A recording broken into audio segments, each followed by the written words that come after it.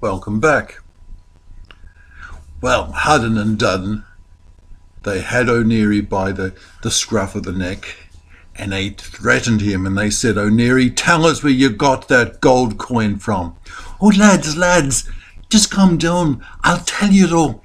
Well, you know how you killed poor old Clarabelle. That was a terrible thing. But, I got to thinking, Clarabelle doesn't need her hide while she's dead, so I might as well skin her and sell the hide.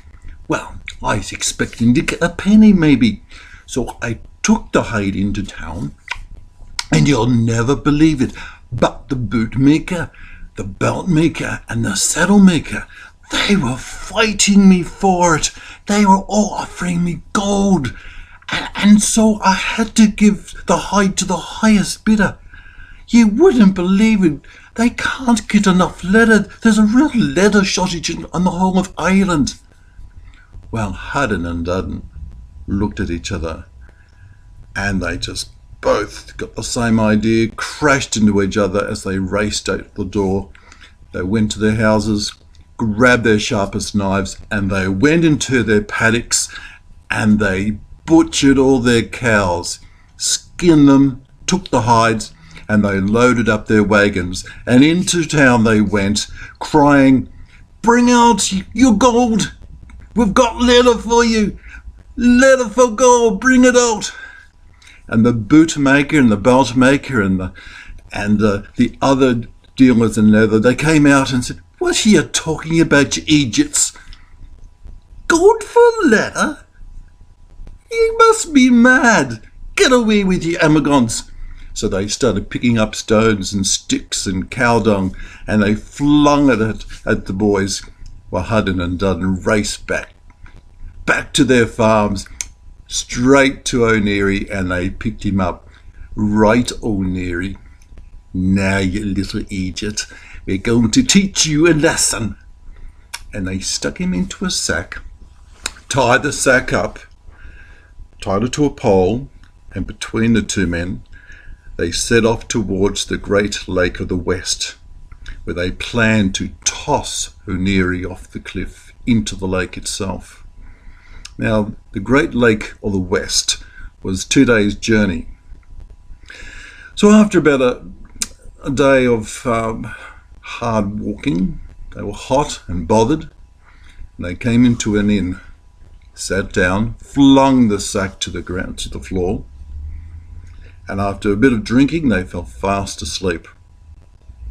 Poor O'Neary, he lay there in the sack, but he heard the footsteps of a man who'd come down from Northern Ireland, and this man happened to be a farmer, and he happened to have 200 cows which he had corralled outside the inn. So O'Neary started speaking up loudly, and he said, "I won't marry her, I tell you now. I don't care if she's the High King's daughter. I don't care if she's the most beautiful woman in the whole of Ireland. And I don't care that she's so wealthy, wealthier than anybody. I will not marry that woman." Now, this farmer from Northern Ireland, he looked down at the sack, and he said, "What are you doing in a sack?" "Oh, hello. Will you see those two lads who were asleep there at the table?" "Aye." "Well, they've been sent by the High King of Ireland himself to kidnap me, to take me back to the castle, to marry his daughter. But I'm telling you, I'm not going to marry her." "Why not?" "Is she really the most beautiful woman in the whole of Ireland? Is she really the wealthiest woman? You must be mad, and the king's daughter. I'd give anything to marry her." "Well, I tell you, would you like to get in we change places? You hop in the sack, and I will take your cows and go home." "That would be a grand exchange." "All right. I tell you, be quiet, don't say a word. Now, even if they kick you or prod you, you're not to say a single thing. You got that? Aye, shh. So the farmer hopped in the sack. O'Neary tied him up, and he went out the door, gathered up all the cows, and he drove them back to his farm. Now later that night, or in the morning, in fact, Hudden and Dudden awoke, and they picked up the sack, and they went on their journey towards the great lake of the west. And they stood above the lake on a high cliff, and they got the pole that carried the sack, and they said, "Right, O'Neary, prepare to meet Jamaica." 1, 2, 3, and they flung the sack over the cliff's edge, and it fell down into the water with a splash. Blub, blub, blub, blub, blub, blub, blub, blub, blub. Hudden and Dudden smiled at each other, clapped their hands together, said, "Good riddance to bad rubbish," and off they marched back to their farms.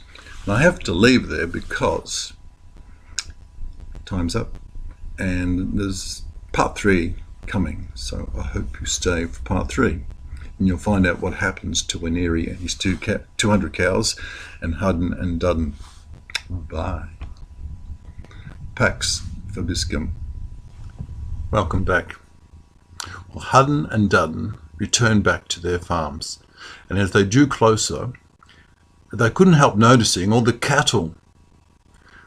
They looked at each other and asked, "Where did all these cows come from?" "We don't know." And as they drew closer still, they saw O'Neary on a rocking chair, rocking backwards and forwards on his front veranda. They looked at each other. "It's a ghost. We just threw him off the cliff back at the Great Lake." O'Neary called out to the lads, "Hi boys, how you going?" "Oh, O'Neary, are you a ghost? A ghost come back to haunt us?" "Oh no, boys, I'm real. Look, I can pinch myself." "But we just threw you off a cliff." "I know. No, that was a bad thing to do. But I forgive you. Actually, you did me a favour, you know. Come up, quick. I'll tell you something." So they gingerly walked towards O'Neary. "Now, lads, you thought you'd killed me. You threw me off the cliff. But as I hit the water, I went blip, blip, blip, blip, blip, blip, all the way down to the bottom. And the strangest thing it was, I could actually breathe. Now, when I got to the bottom, the sack was untied, and there were lots of little people there. Leprechauns everywhere. Leprechauns who live at the bottom of the lake. And they introduced me to their king. And not only that, there were hundreds and thousands of cows in all directions. And the king himself said to me, 'O'Neary, we saw what happened up there, and we feel sorry for you. Now see all these fine cattle? You help yourself to as many as you like, and you can take them home, because as soon as you drive them up out of the lake, they'll sprout wings, and you can hop on one, and they'll fly you back in an instant.' So I gathered up some cows, 200 of them, and I drew them up into the shore. They grew wings, and I jumped on the back of a bull, and here we are. It took no time at all." "But O'Neary," Hudden and Dudden said, "you're not angry with us?" "Oh no, lads, if you hadn't done it, I wouldn't have got all these cows. And not only that, I think that you two lads could go back and get some cows for yourself to make up for the ones that were killed." "Oh, would you really do that for us? Would you take us there, O'Neary? I would do that for you, lads." So the three of them They headed back to the Great Lake of the West. They stood on the cliff and they looked down into the water. O'Neary said, "Right, lads, jump in." "All right." So they both jumped in. "You can look down under the water." So they looked down under the water. "We don't see anything down there under the water, O'Neary." "Aye, right. Well, they must be out further in the middle of the lake, grazing. You got to swim out now." So they swam out further. They ducked under the water. "We can't see any cows, O'Neary." "Well, you got to dive down deeper, boys. You got to swim down to the bottom." So they did. They dove down, swam as far as they could, came back. "We can't see anything down there." "Oh, bye, boys." And the pair of them drowned. And O'Neary went, "Good riddance to bad rubbish." So he turned on his heels, headed back to his farm with his 200 cows, and he got Hudden and Dudden's properties as well. And I'd like to say that he lived happily ever after. But that's another story. Bye. Pax Vobiscum.